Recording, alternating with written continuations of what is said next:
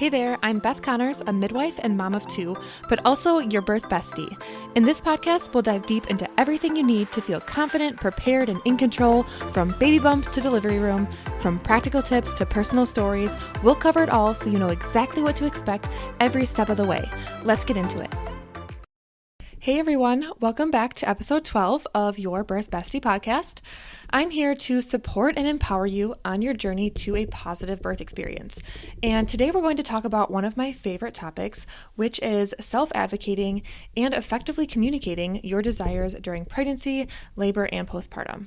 I want to help empower you to take control of your entire experience to motherhood, or if you're already a mom, to this new transition in your life.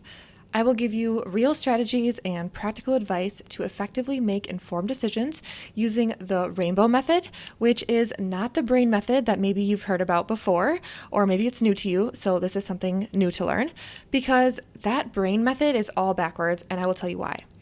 And then we'll go over a few common birth scenarios, and I will share my advice for self-advocating in those situations. So let's get started.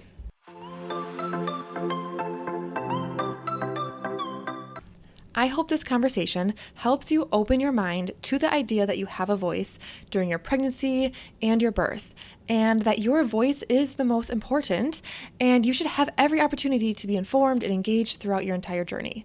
This is your basic birthright. Okay, so what does it look like to communicate your desires effectively? This may be to your partner or to your healthcare team, but it's important to know how to do these things so you can have the best experience possible. And even though we know self-advocacy is super important to have the best experience, I want you to remember that it's a practiced skill, and I don't want you to show up for your birth without having practiced these skills and expecting to be the best advocate for yourself, right? So here is my biggest piece of advice when it comes to having control of the room or staying in control of a situation. And I don't mean control as in having the power to influence the course of your birth. I mean the power to influence other people's behavior, to be in charge of a situation, and to be the one who's holding the cards. So my biggest piece of advice for creating that kind of atmosphere and for communicating effectively with perceived authority, like your care provider, is this. Take the emotion out of your words. Instead of getting hyped up, emotional, and defensive, remove all of that emotion and remove the tension. See your provider as a human being, not as an authority, and have the conversation with a human being, not with an authority figure. And if your provider is being maybe a little arrogant or talking down to you at all, don't let it be that way. And what I mean is, don't let the conversation play out like that. I want you to be so calm, steady, and so confident that you force the conversation to come to your level. I want you to force the conversation to be at your level of calm, because the one who is calm and the one who's not acting from an emotional and reactive place is the one who holds all the power, right? Remember that there is no higher authority than you over your birth. Never lose sight of that. Never lose your confidence that you know what's best for you and that you know what's best for your baby. And beyond that, never forget that you have the right to make whatever decision you want regarding your body and your baby's body. So when it comes to making decisions for yourself during your birth experience, I want to remind you that a lot of the logical birth prep that you've done is going to fly right out the window. And that's one of the reasons that I want that inner work, the mindset shifts, the intentional living and the intuitive living and the mindful living. I want all of that to be so second nature to you that by the time you give birth, you can call upon that part of you subconsciously. And a huge part of that is trusting yourself to make decisions based solely on your intuition without even going into your logical brain. But we can't forget the informed part of the informed and intuitive decision making. So I wanted to take a minute here to remind you about the rainbow steps to decision making. And this is even more important for your partner to know inside and out. And it goes like this. You are faced with a predicament, you are faced with a situation that you feel needs a change of pace, or you're presented with an intervention for whatever reason. You need to remember rainbow. You are going to ask yourself, what are the risks to the intervention? What are the alternative options? What is your intuition telling you? What would happen if you do nothing? What are the benefits to the intervention? And then you need to remind yourself that you are not ever obligated to consent to any procedure, period. And then you need to ask yourself, what am I going to do? Those are the rainbow steps to your decision making. And going off of that, I have 2 things that I want you to do regarding your preferences and learning to communicate them effectively. And both of them are with your partner or your support person. So the first thing I want you to do is to take 2 sticky notes. You get one and your partner gets one. And I want you to separately fill the sticky note with as many of your preferences as you can write down. Your partner will do the same thing. They will write them down without your input, exactly what they think your biggest preferences are and what your top priorities are for your birth. And after you've each filled the sticky note out, I want you to come back together and compare what you've each written down. And the goal here is really to figure out any holes in communication that you and your partner need to work through before your birth. What can you do? What conversations can you have to get to the same page about all of your birth preferences? So that is the first activity I want you to do after listening to this episode. And then the next one is practicing situations of birth. And I actually cover birth situations much further in my comprehensive online birth course, Hands Off Hospital Birth, because I think it's so important to be informed and ready for absolutely anything. The more you prepare and know ahead of time how you would react in any situation and what questions you would need to consider and things like that, the less overwhelming the situation should really be in that moment. So I thought it would be fun to go through a few different scenarios. You and your partner should talk through these things to be sure that you're on the same page when it comes to your birth preferences. It is also important to mention that what matters most here is that you remember that just because something is your preference right now in pregnancy doesn't mean that it's necessarily going to be your preference when you're actually in labor. And what's most important is cultivating that trust in yourself that you'll be able to make the right decision when the time comes. So I'll list 5 scenarios and then talk about each of them. And there are 16 scenarios broken down in my program, so I did struggle choosing one for this episode because they're all just so important. So know that these are not the only scenarios to prepare for, and you can definitely get creative and prepare for things based on your unique situation. The first situation is where contractions in labor begin to slow down. And the question here is, if you're in labor and contractions have been getting closer together for many hours, but all of a sudden they slow down or completely space out, what should you do? And in this instance, if everyone is doing well, the best thing to do is to be patient and to try to rest. Really, 2 of the things that you will literally not want to hear in that moment is to rest and to be patient, but acknowledging the break that your body is giving you and using it as, a time to recalibrate. If you are well rested and well nourished and you want to keep things moving, try changing positions often or using movement like walking, dancing, hip circles, things like that. But always make sure that you have something to eat and make sure that you're well hydrated. And really do whatever you can to keep that flow of oxytocin going by keeping the environment calm and relaxing. The next situation is determining if it's labor or not. So let's pretend that you are 38 weeks pregnant and have been feeling contractions for several hours. You time a couple of contractions and they're about 8 minutes apart and feel a little bit uncomfortable. So what would you do in this situation? And maybe it's an unpopular opinion, but being over 37 weeks, that's full term, you wouldn't need to be trying to stop labor, and the contractions, are very spaced out. So honestly, at this point, just carry on with usual activities. I know many moms would want to go to OB triage to be checked or are, counting their contractions with an app. That all just sounds very stressful and rises that cortisol level, that hormone, and reduces your oxytocin. So even if you were in the beginning stages of labor, all of a sudden your body is really tense and that hormone fluctuation just goes in the opposite direction that you want it to be, and it can actually hinder your labor from starting and cause the contractions to space out. So if you're not in labor or you don't think you're in labor yet and your water hasn't broken, it's usually safe to wait it out a while and to see what happens with those contractions, and try not to obsess over how close together they are, especially if they're, over 5 minutes apart. Of course, assessing for anything concerning that would warrant a call right away to your provider, but there's a lot that you can do in that time when it's really just those Braxton Hicks or those beginning stages of labor. So it could simply just be your body warming up and they might stop. Sometimes being active on your feet or dehydration can cause contractions. So I'd recommend drinking water, eating something, a small snack, resting, and just see what happens. Trying to stay calm and have low energy, because it could really just be days away, or it could be weeks even. But knowing that labor can happen at any time and saving the energy for labor. And this reminds me too, if you want a place to time contractions, there is an app called Contraction Counter, and it will notify you when the recommended time to go to the hospital is. But my recommendation here is to use your brain and don't blindly follow the app's advice though. Because with my last baby, this is just an example, but it happens to so many moms when their apps are telling them to come into the hospital, even though they don't think they're in labor yet, but they're just, anxious and ready to meet their baby. I was feeling contractions every 2 to 3 minutes with, mild pain. It wasn't really painful actually, just mild sensation.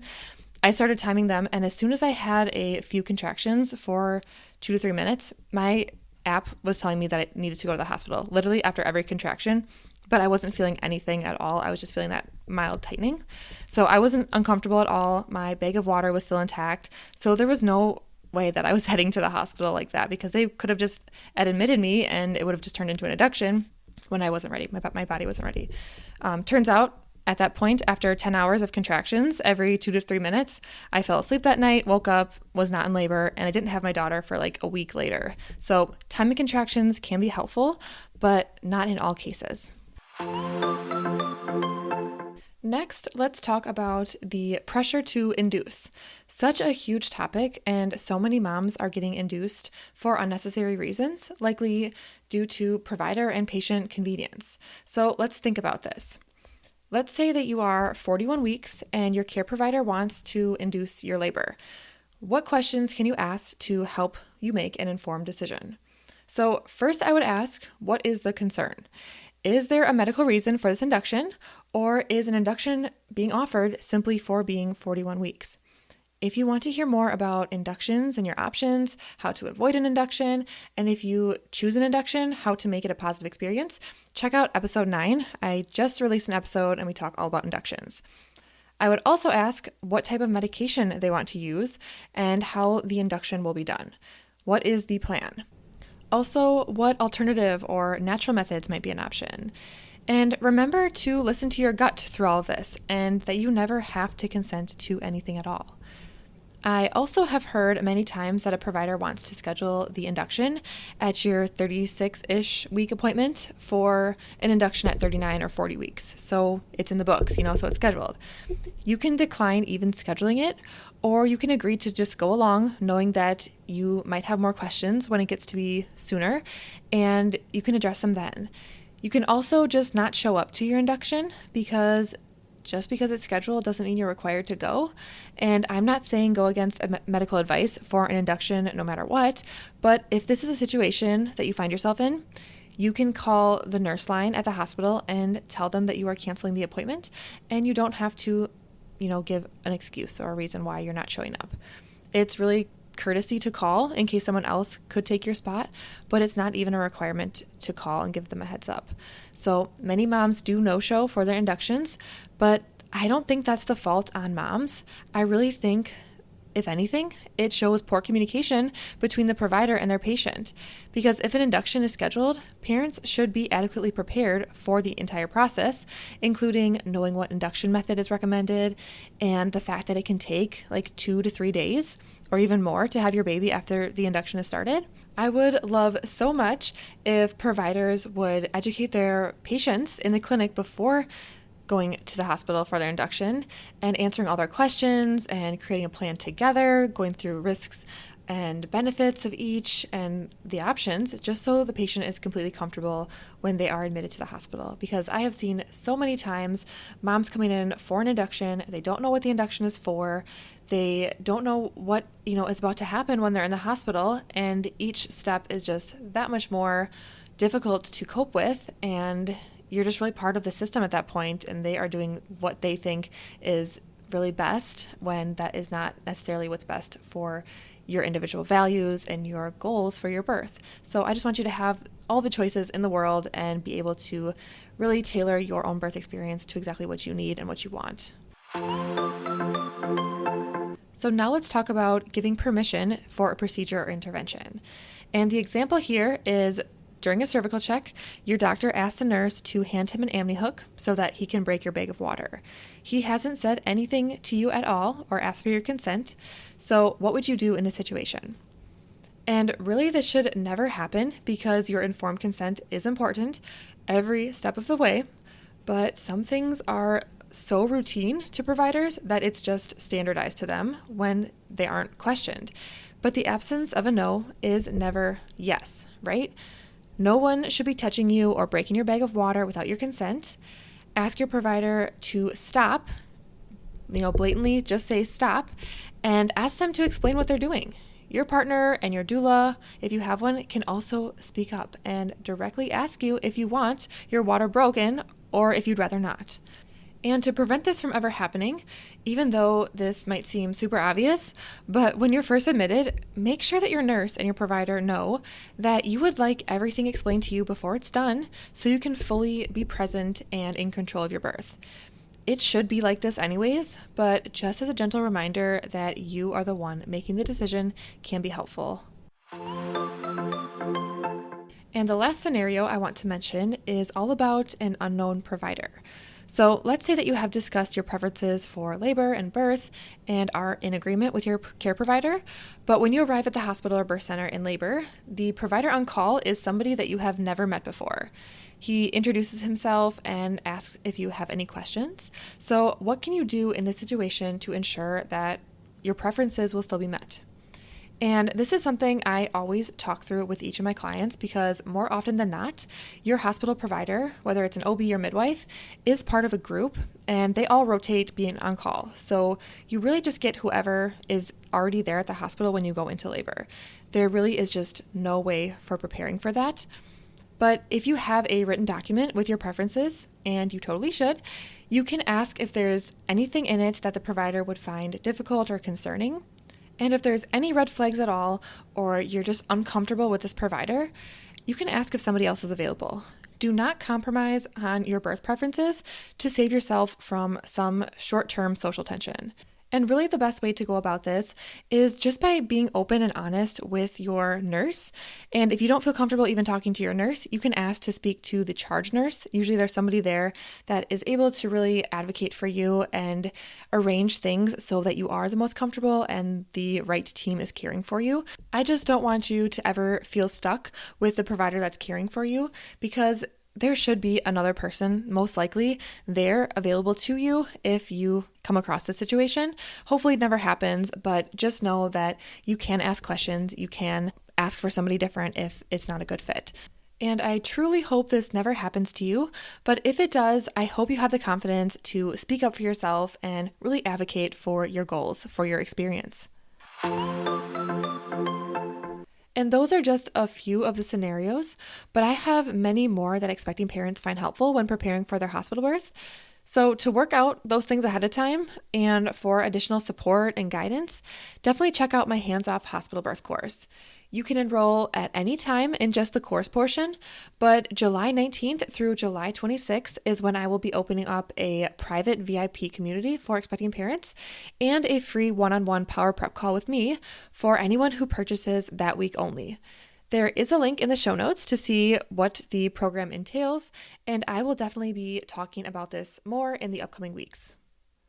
And that is all for today's episode of Your Birth Bestie podcast. I think it's so important to repeat this again because no matter the outcome, as long as your wishes were heard and you feel good about each decision throughout your pregnancy, labor, and birth, you can be at peace that things unfolded as they needed to, no matter what. We cannot control birth, but we can control how we perceive the experience to be. So definitely take some time to sit down with your partner and work through practice situations together. And also remember that you already have everything you need to give birth to your baby. You are capable of the birth of your wildest dreams. So thank you so much for listening, and I will see you next Tuesday.